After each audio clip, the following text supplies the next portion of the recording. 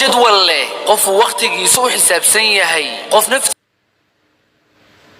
وهبويهين حتى بعد عفين عشرة هذا وقت جودا أهو قف جدول له قف وقتي سوء حساب سيهي قف نفتي سلا حساب تميا قف فكريا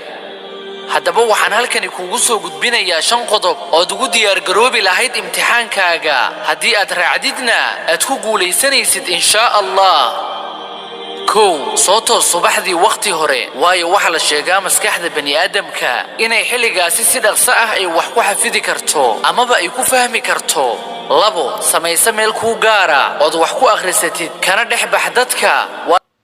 qofka bani aadamka ah ilaahay muusan u yeelin laba qalbi haddii aad wax ku akhrisid meelay dadka buuqayaan amaba lagu sheekaysanayo haddaba ha sugin inaad wax xifdisid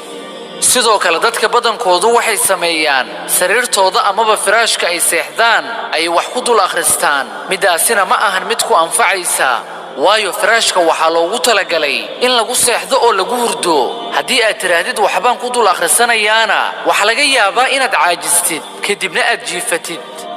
3 jadwal ku gaara samayso iyo waqti ku go'an oo aad wax ku muraajacaysatid waayo maskaxdu waxay u baahan tahay kulcelin badan waxaa jirta xasuus dhow iyo mid fog qofka markii uu 2 mar uu wax akhriyo uusan aad ugu celcelin balse haddii uu aad ugu celceliyo waxay u gudbayaan xasuusta fog markaasina waxaa hubaala inaysanba ka dhumaynin wixii uu ku celceliyey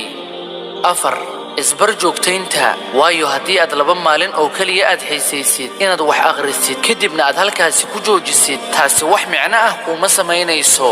haddaba adiga ay muhiim ku tahay inaad joogtaysid akhrinta casharadaada iyo muraajacayntoodaba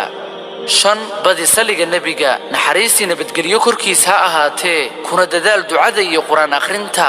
una sheeg naftaada inay guulaysan karto iyo inuu Allah la jirkeeda yahay